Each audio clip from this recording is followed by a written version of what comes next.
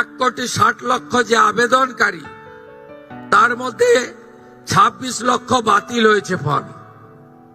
তারা criteria fill up করেননি। যে ক্রাইটেরিয়ার কথা মাননীয় মালতী দি একটু আগে বলেছেন, কারা কারা যোগ্য বিবেচিত হবেন না। বাকি যে 1,30,00,000-এর বেশি ঝাড়াই বাছাইতে তারা যোগ্য বিবেচিত হয়েছেন, আমরা বেলা 1টার সময় আজকে টাকা ট্রান্সফার করলাম 1,09,92,378 জনকে। আজকে রাত্রি 12টা পর্যন্ত বাকিরাও পোর্টাল আপলোড হতে হতে তাদের অ্যাকাউন্টেও টাকা ঢুকতে শুরু করবে। কারা যেন বলছিলেন না যে আগের সরকারের যে বরাদ্দ ছিল, এই সরকার বরাদ্দ মাত্র 1,000 কোটি টাকা বাড়িয়ে অর্ধেক বেনিফিশিয়ারি করে দিয়েছে। আমরা একটা বেনিফিশিয়ারিকেও বাদ দেব না। যারা আমরা বেনিফিশিয়ারি বলি না, আমরা বলি এটা আপনার অধিকার।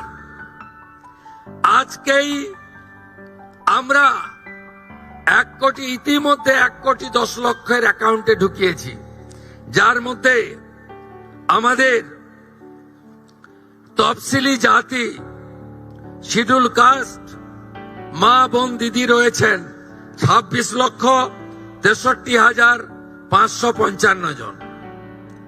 আমাদের মূলবাসী আদিবাসী মহিলা রয়েছেন 49,04,93,139, 5 কোটির কাছাকাছি, 5 লক্ষের কাছাকাছি। বেনিফিশিয়ারি ফ্রম হিল, পাহাড়ি এলাকা, দার্জিলিং, কালিম্পং, কার্শিয়াং, ওখানকারও আমাদের নেপালি গোর্খা বোন এবং দিদি, তারা ইতিমধ্যে অ্যাকাউন্টে পেয়ে গেছেন 1,22,628 জন। আমরা লক্ষ্মী ভান্ডারের যে 2 কোটির কাছাকাছি লাস্ট অ্যাকাউন্টে গেছিল, আমরা যখন সার্ভে করলাম, আমরা দেখলাম 27 লক্ষ এমন লোকের, মহিলার নাম আছে যারা ভারতীয় নন বা ভোটার লিস্টে নাম নেই।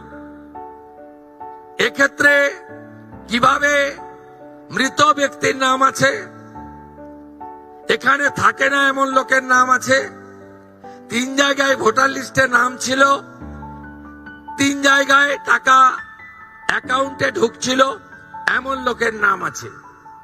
আমরা এই লোকেদের নাম কেটেছি, কারণ সরকারের টাকা ভারতীয় ছাড়া অন্য কেউ পেতে পারে না, কোনো অভারতীয় পেতে পারে না। আমরা এই ক্ষেত্রে ছাড় দিয়েছি। যারা বাংলাদেশ থেকে শরণার্থী হিসেবে এসেছেন, সিএতে আবেদন করেছেন, তাদের ক্ষেত্রে আমরা যতক্ষণ না সিএ নিষ্পত্তি হচ্ছে, তাদের এই সামাজিক ভাতা চালু থাকবে, আটকানো হবে না। শুধু তাই নয়, প্রশ্ন তুলতে পারেন এরা তো মূলত হিন্দু। আমরা সেক্ষেত্রে আমাদের লোক ধর্ম পালন করেছি।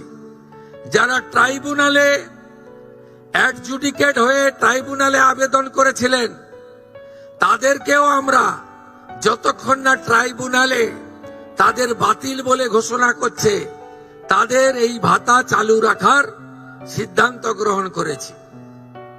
এতে কি কোথাও ভুল হয়েছে? আপনি ভারতীয়, দেশ আপনার প্রথম। আপনি সরকারি এক্সচেকারের টাকা, ট্যাক্সের টাকা কোনো অভারতীয়কে দিতে পারেন না। আপনি বলুন, আগের সরকার মহিলাদের জন্য চালু করেছিলেন 500 এই কর্মসূচির উদ্দেশ্য ছিল মহিলাদের অ্যাকাউন্টে যাওয়ার। আপনি অবাক হয়ে যাবেন, এই 2 কোটির মধ্যে 10 লক্ষ পুরুষ বেরিয়েছে। বলুন আমার মা বোনেরা, দিদিরা,